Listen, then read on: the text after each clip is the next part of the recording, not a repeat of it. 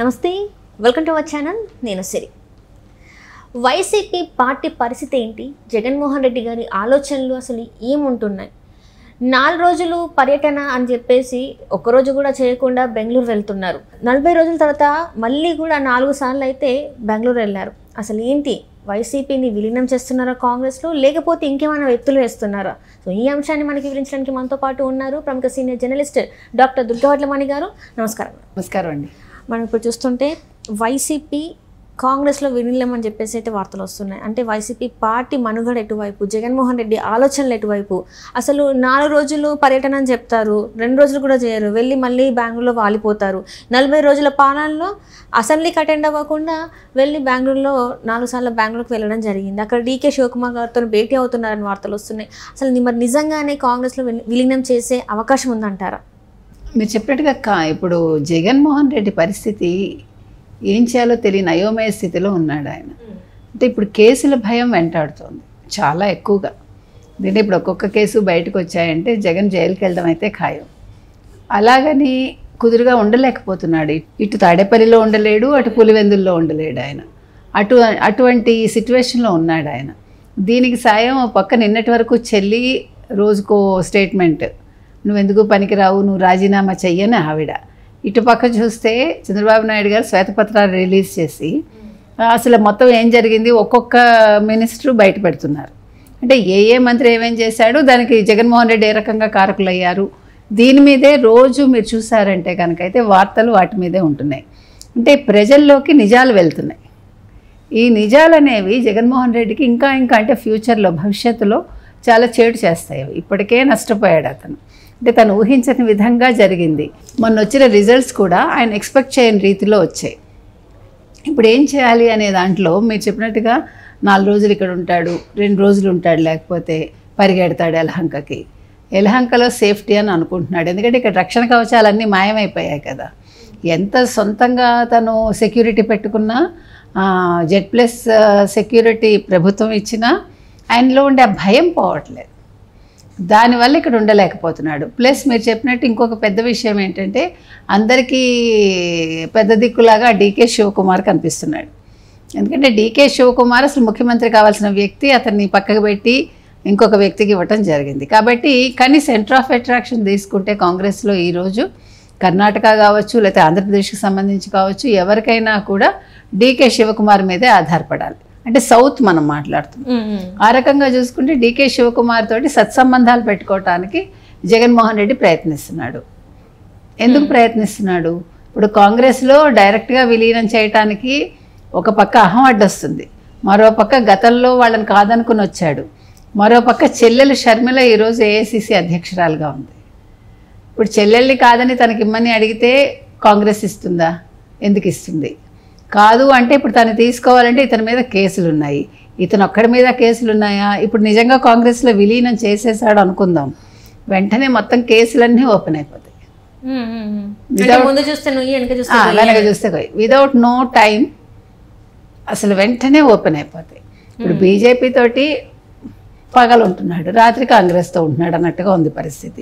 అయితే ఇది ఎంతవరకు సబబు, ఏం చేస్తాడు, ఏం చెయ్యాలి అంటే జగన్మోహన్ రెడ్డికి ఉండే ఆప్షన్స్ బయట నుంచి కాంగ్రెస్కి సపోర్ట్ చేయడం. అంటే అందులో చేరిపోతే ఇప్పుడు షర్మిలని కాదని ఇతనికి ఇచ్చేస్తే అంత సీన్ అక్కడ కనిపించట్లేదు. ఇతన్ని తీసుకోవటానికి షర్మిల ఒప్పుకోవట్లా. షర్మిల ఒప్పుకున్నా రేవంత్ రెడ్డి ఒప్పుకోడు. మీకు ఏ రకంగా తీసుకున్నా ఇప్పుడు 3 స్టేట్స్ మీద ఆధారపడి ఉంది జగన్ కాంగ్రెస్లో చేరటం అనేది. ఆంధ్రప్రదేశ్, తెలంగాణ, కర్ణాటక 3 ముఖ్యమైన రాష్ట్రాలే కదా. సో అంటే అసలు ఇలాంటి విచిత్రమైన స్థితి ఏ రాజకీయ నాయకుడికి వచ్చి ఉండదు. మనిషి తప్పు చేసేటప్పుడు ఆలోచించకుండా చేస్తే ఇట్లాగే ఉంటుంది. నాకు డబ్బు ముఖ్యం అనుకుంటే నువ్వు ఆఖరికి నువ్వు ఏ స్థితికి వెళ్తావో ఈరోజు జగన్మోహన్ రెడ్డి అందరికీ, రాజకీయ నాయకులందరికీ కూడా ప్రత్యక్ష ఉదాహరణ. ఇంత ఘోరంగా మీరు రాజకీయాలు ఎవరూ లేరండి. తప్పులు చేశారు, అవినీతి చేసిన వాళ్ళు ఉన్నారు, కానీ ఈ రకంగా దౌర్జన్యాలు చేసి ప్రతిపక్షాన్ని నిలువనీయకుండా చేసి ఆస్తుల మీద అంటే దాడులు చేయించి అన్ని రకాలుగా వ్యక్తుల మీద కావచ్చు, వాళ్ళ సొంత ఆస్తుల మీద కావచ్చు, వాళ్ళ ఇళ్ల మీద కావచ్చు, దేనికి దాడులు చేయిస్తాం? మన పార్టీ కార్యాలయం మీద కూడా జడ్జి అదే కదా ఆశ్చర్యపోయాడు. పట్టపగలు ఎలా చేస్తారు? 100 మంది వెళ్ళి ఇదేంటి అసలు ప్రజాస్వామ్యమా అని అడిగారు. అందుకని ఇప్పుడు అసలు నిజంగా కాంగ్రెస్కి ఏమైనా బుద్ధి బుర్రా ఉంటే బయట నుంచి కూడా అసలు జగన్మోహన్ రెడ్డి సపోర్ట్ తీసుకోకూడదు. ఇప్పుడు మనకి ఎంపీలు కావాలి కదా అని అడ్డమైన వాళ్ళని చేర్చేసుకుంటామా? తప్పులు చేసిన వాడిని నువ్వు క్షమించేసి తీసేసుకుంటావా? ఇప్పుడు మరి రేవంత్ రెడ్డికి ఏం చెప్తావు నువ్వు? రేవంత్ రెడ్డిని కూడా బుజ్జగిస్తావా? ఎందుకంటే ఇప్పుడు ఇతనికి ఆస్తులు ఒక చోట లేవు, అన్ని చోట్ల ఉన్నాయి, 3 రాష్ట్రాల్లోనూ ఉన్నాయి. అతను సరే లండన్ పక్కన పెట్టండి, సౌత్కి వచ్చేసరికి కర్ణాటకలో ఉన్నాయి, తెలంగాణలో ఉన్నాయి, ఆంధ్రాలో ఉన్నాయి. ఇప్పుడు ఆస్తులు కూడా కాపాడుకోవాలి. ఒకసారి ఇతని మీద ఏదైనా కేసు నమోదైందంటే ఇతని ఆస్తులు కూడా జప్తు చేస్తారు. సో అది కూడా చాలా కష్టం. ఇవన్నీ ఆలోచించుకుని శివకుమార్ ఒక్కడే సేఫ్ ఇప్పుడు అతనికి. శివకుమార్తో మాట్లాడుకుని చేసుకున్నారనుకోండి, శివకుమార్ కేంద్రాన్ని ఒప్పించగలడు, ఇటు రేవంత్ రెడ్డిని కన్విన్స్ చేయగలడు. అంటే మరీ డైరెక్ట్గా రేవంత్ రెడ్డి ఒప్పుకోకపోయినా పార్టీ ప్రయోజనాల కోసం కొన్ని విషయాల్లో కాంప్రమైజ్ అవ్వక తప్పదు కదా. ఇక్కడ వ్యక్తిగతాల కంటా కూడా పార్టీగతంగా ఆలోచించాలి. అదేవిధంగా షర్మిల కూడా ఎంత కాదనుకున్నా అన్నగారు సరే అయిష్టమైనా కూడా సరే అని ఒప్పుకునే అవకాశం ఉండొచ్చు. అందుకని ఇప్పుడు ఈ స్థితిలో జగన్మోహన్ రెడ్డి ఉన్నాడు. ఆయన అందుకనే పారిపోతున్నాడు, మాట మాట్లాడితే అలహంకకి పారిపోతున్నాడు. ఇప్పుడు కార్యకర్తల్లో కూడా ధైర్యం లేదు ఇతని పట్ల. ఇప్పుడు కేడర్ కూడా భయపడుతోంది. ఇప్పుడు కేడర్ ఏం ఆలోచిస్తుందంటే జగన్మోహన్ రెడ్డి మీద కేసులు అన్నీ ఉన్నాయి, ఇన్ని రకాల అరాచకాలు చేశాడు అని ఇప్పుడు మిగతా కేడర్లో ఉండేవాళ్ళు కూడా అంటే ఇప్పుడు తెలుగుదేశం దృష్టి మా మీద పడకూడదు అన్నట్టుగా ఎవడికి వాడు చిన్న చిన్న స్టేట్మెంట్స్ అంటే ఫర్గా కూటమికి ఇస్తున్నాడు. కేతిరెడ్డి ఇచ్చాడు, మనం చూసాం. కాసు మహేష్ రెడ్డి కంగారు పడుతున్నాడు. మీరు తీసుకోండి, యువ నేతలంతా ఒక్కొక్కళ్ళు ఏం మాట్లాడాలో తెలియక ఏం చేయాలో తెలియక భయపడుతున్నారు. ఇదే నేతలు గత 5 సంవత్సరాలు ఏమో నోరు విప్పలేదు. ఎప్పుడైతే ఓటమి పాలయ్యారో అప్పటి నుంచి వీళ్ళు నోరు విప్పడం జరిగింది. ఒకవేళ వీళ్ళు అప్పుడే నోరు విప్పి ఉంటే ఈరోజు ఇలాంటి పరిస్థితి ఉండేది కావచ్చు కదా ఆంధ్రప్రదేశ్కి కానీ ఆ పార్టీకే కానీ. అంతే కదండి. ఇప్పుడు ఎంత విరవీగిపోయిన మనుషులు కొంచెం ఆలోచించాలి కదా.